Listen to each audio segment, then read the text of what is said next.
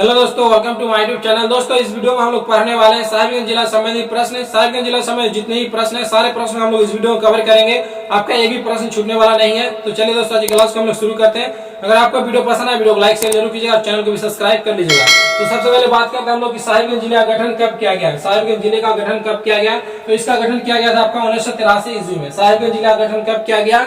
1983 ईस्वी में। उसके बाद बात करते हैं साहिबगंज जिले का मुख्यालय कहाँ है। साहिबगंज जिले का जिला मुख्यालय कहाँ पे है? तो साहिबगंज ही है। साहिबगंज जिले का मुख्यालय साहिबगंज ही है। उसके बाद दोस्तों बात करें इसका एरिया कितना है। साहिबगंज जिले का क्षेत्रफल कितना है यानी एरिया, तो आपका हो जाएगा 2063 वर्ग किलोमीटर। साहिबगंज जिला 2063 वर्ग किलोमीटर में विस्तृत है। उसके बाद बात करते हैं साहिबगंज जिले का जनसंख्या कितना है। साहिबगंज जिले का जनसंख्या कितना है? तो जनसंख्या आपका हो जाएगा 11,50,567। 11,50,567 साहिबगंज जिले की जनसंख्या है।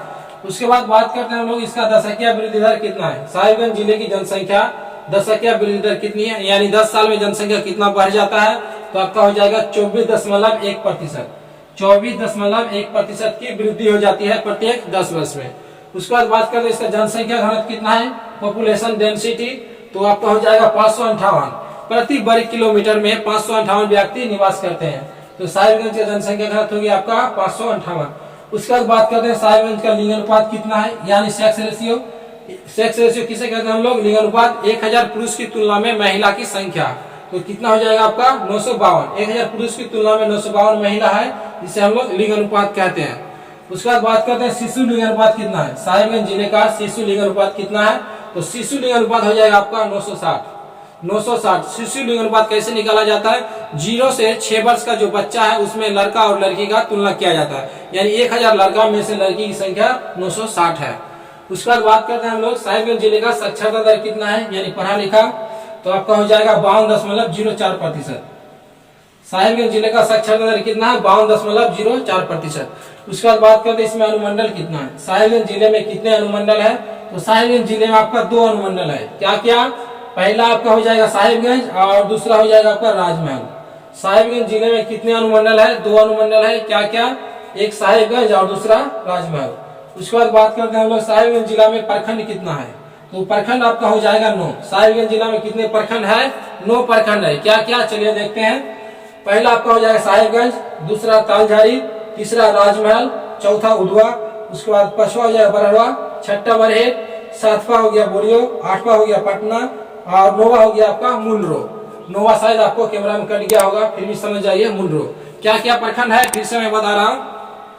पहला साहिबगंज, उसके बाद तालझारी, फिर राजमहल, बरहवा, उधवा, बोरियो, बरहेट, पटना और मुंडरो। टोटल 9 प्रखंड है। उसके बाद हम लोग बात करते हैं साहिबगंज जिला में किस प्रकार की मिट्टी पाई जाती है। तो काली मिट्टी। आपको क्वेश्चन पूछ दिया जाएगा एग्जाम में कि साहिबगंज जिला में किस प्रकार की मिट्टी पाई जाती है। तो काली मिट्टी सर्वाधिक मात्रा में पाई जाती है। उसके बाद बात करते हैं साहिबगंज जिला जो है किस प्रमंडल में आते हैं। साहिबगंज जिला किस प्रमंडल में आते हैं? तो संथाल परगना। झारखंड में 5 प्रमंडल है, उनमें से संथाल परगना में साहिबगंज जिला आता है।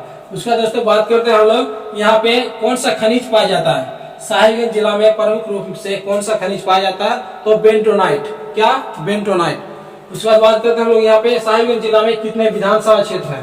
साहिबगंज जिला में कितने विधानसभा क्षेत्र है? तो 3 आपका विधानसभा क्षेत्र है। क्या क्या? पहला होगा आपका राजमहल, दूसरा बोरियो और तीसरा हो जाएगा बरहेट। राजमहल साहिबगंज जिला में कितने विधानसभा क्षेत्र है? 3। राजमहल, बोरियो, बरहेट। उसके बाद बात करते हैं यहाँ की प्रमुख नदी क्या है। साहिबगंज जिला में कौन कौन सी प्रमुख नदियां हैं? तो आपका हो जाएगा पहला गंगा नदी, उसके बाद गुमानी, फिर बांसलोई, ब्राह्मणी और अजय। 5 प्रमुख नदी है। साहिबगंज जिला में कितनी नदी है? 5 प्रमुख नदी क्या क्या है? आपको हो जाएगा गंगा, गुमानी, बांसलोई, ब्राह्मणी, अजय। आपको एग्जाम में क्वेश्चन दे देगा कि इनमें से कौन सा नदी है जो साहिबगंज जिला में नहीं बहती है। आपको 4 ऑप्शन रहेंगे, इनमें से 3 दे देगा आपका गंगा, गुमानी, बांसलोई और एक दे देगा स्वर्णरेखा नदी। तो आपको क्या गलत को छांटना है यानी स्वर्णरेखा आपका आंसर हो जाएगा। इस तरह से एग्जाम में क्वेश्चन पूछे जाते हैं। उसके बाद बात करते हैं यहाँ पे पर्यटक स्थल क्या क्या है। तो आपका पर्यटक स्थल हो जाएगा तेलियागढ़ का किला। तो यहाँ पे तेलियागढ़ का किला आपको एग्जाम में पूछा जाता है कि बंगाल का प्रवेश द्वार किसे कहते हैं। तो आपको बोलना है तेलियागढ़ का किला। बंगाल का प्रवेश द्वार तेलियागढ़ का किला एक पर्यटक स्थल है। उसके बाद बात करते हैं उधवा पक्षी विहार। उधवा पक्षी विहार कहाँ पे है? ये आपका पर्यटक स्थल है, उधवा प्रखंड में ही आते हैं।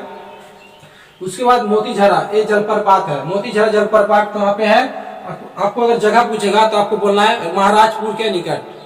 तो मोतीझरा जलप्रपात या किस नदी पे है? तो आपको याद रखना अजय नदी पे। मोती झरना जो जलप्रपात है या किस नदी पे है? आपका अजय नदी में। उसके बाद दामी नेको, ये सारे क्या पर्यटक स्थल है। काफी बार एग्जाम में पूछ लिया है, झारखंड का कोई भी एग्जाम हो यहाँ से प्रश्न बन जाते हैं। उसके बाद बात करते हैं यहाँ पे गंगा नदी। देखिए आपको एग्जाम में प्रश्न पूछा जाएगा कि राजमहल किस नदी किनारे है, साहिबगंज किस नदी किनारे है, तो आपको बोलना है गंगा नदी किनारे।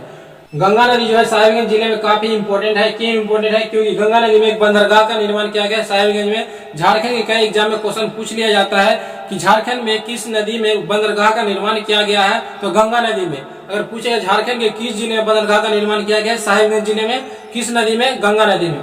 उसके बाद यहाँ पे अजय नदी, अजय नदी में एक जलप्रपात है जिसका नाम है मोतीझरा जलप्रपात। किस नदी पे है? अजय नदी पे। अजय नदी कहाँ से आता है? तो इसका उद्गम स्थल है, आपको याद रखना है, बिहार में। किस राज्य में? तो बिहार में। उसके बाद यहाँ पे सारे प्रश्न हो चुके हैं, तो चलिए एक बार फटाफट इसे हम लोग रिपीट कर लेते हैं। तो साहिबगंज जिला गठन कब किया गया था? 1983 में।